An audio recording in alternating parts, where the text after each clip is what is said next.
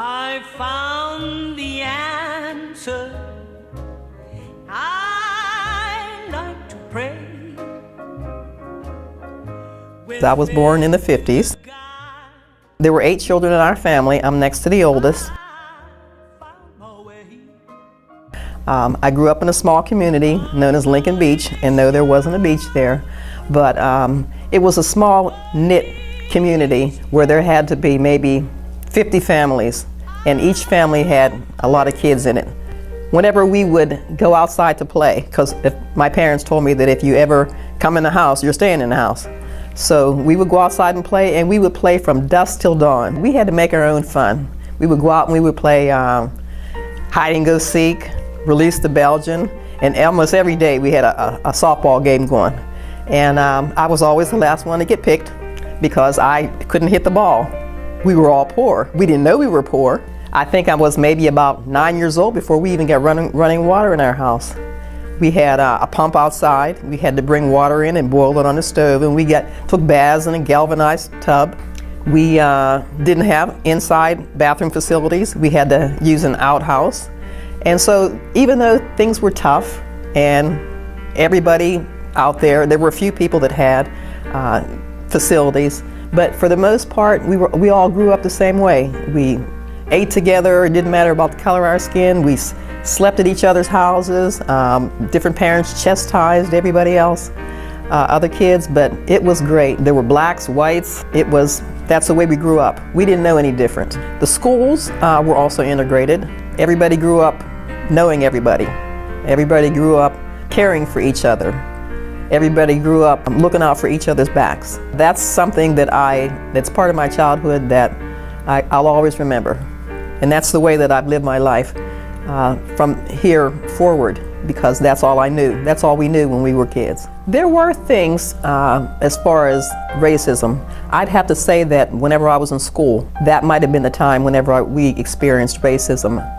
There were kids in our school that were not kind. For whatever reason, I don't know whether it was because of the color of our skin or what, but we were treated differently. Yes, I have experienced that, and it's not a good feeling. My mom was pretty much a stay-at-home mom, of course, with 8 children that she had to raise. My dad was a coal miner. He worked in the coal mines for probably 25 years. Even though my parents didn't take us to church, we lived right down the road from the church that we went to. She always made sure that we were in Sunday school. I think that's one of the reasons why I have such a love for Sunday school. And she always taught us to do what was right. Even after I grew up and I was maybe a teenager, and whenever I would be asked, I would ask my mom, Mom, can I go out with my friends? What time do I have to be home?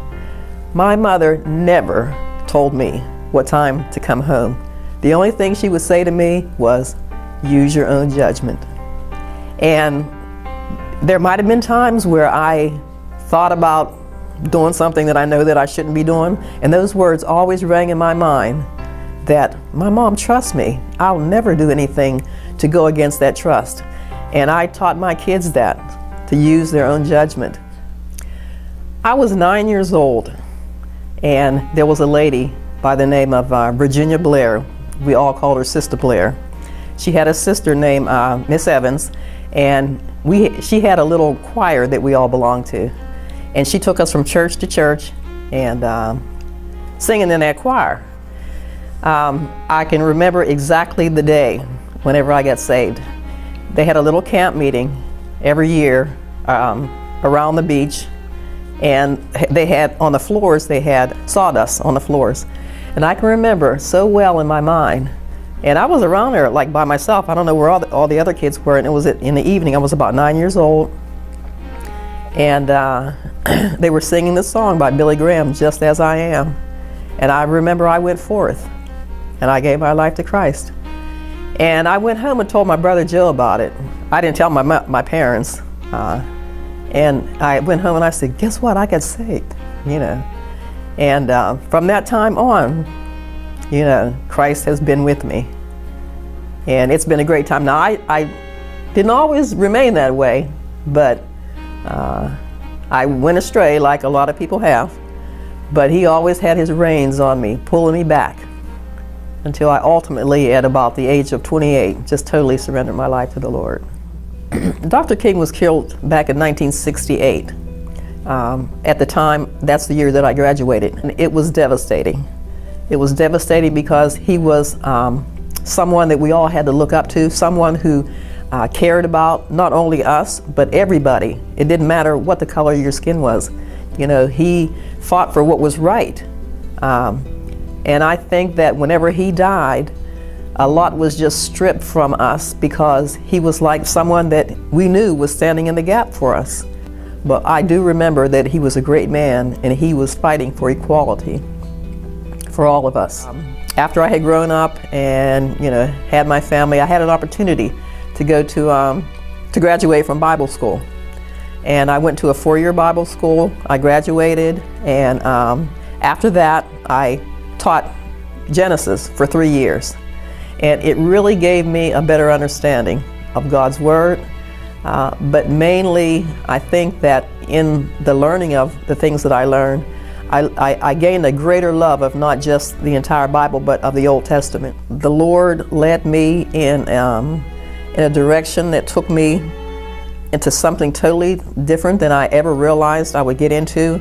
I worked at a government facility for 33 and a half years before I retired in 2008, and it was wonderful. But then I was led in a total different direction than I never ever expected to go in, and that was in missions. I was able to go to Oaxaca, Mexico. Back in 1992 was when I went on my very first mission trip. And I went back there for a second time.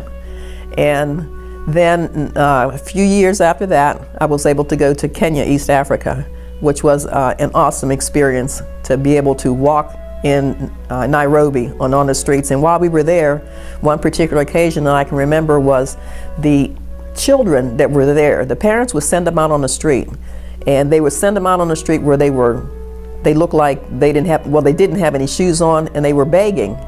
And that's how a lot of the families made their money, by sending their children out on the street to beg. And then the last trip that I went on was to Zimbabwe, Africa. When you go there, it's like you're going back home. That's the feeling that I got. Some of the conditions that we had to face while we were there, we didn't have. Sometimes we had to sleep maybe on the floor of the church on little thin mats. Sometimes there weren't, because we actually went out in the bush. We didn't go to cities and have big conferences and things. Nothing was wrong with that. But we actually went out to areas where the people lived in remote places where there were no bathroom facilities. And I was thinking to myself, well, you know what? Maybe by the way that I grew up, God was preparing me for something that He knew was going to happen in my future. So I guess that's one of the reasons why that I know that God does cause all things to work together for our good. And He knows what's going to happen in everything that happens in our life. And He prepares us sometimes even from childhood. So maybe that's what He was doing. Maybe He was preparing me for something that He knew was going to happen in the future whenever I would end up going to Africa. And I had to live through certain conditions that ordinarily some people might think were, oh, I can't do that. But it was no big deal for me because I had been there already. I had done those things already. If I had to leave something behind to the young people, it would be, first of all, seek the Lord. If you have the Lord in your life, you absolutely cannot go wrong. Not to say that you might not go through some difficult times, because we all do. That's life. But if you have the Lord in your life, there is no way that you will go down a pathway that you shouldn't go down. And if you have God in your life, you have love. And you will treat your fellow man, you'll treat people around you the way you want to be treated. Everybody's not going to be kind to you, but you have to show them, you have to love them. You might not like the things that they do or what they say, but if you have God in your life, you got to show them love.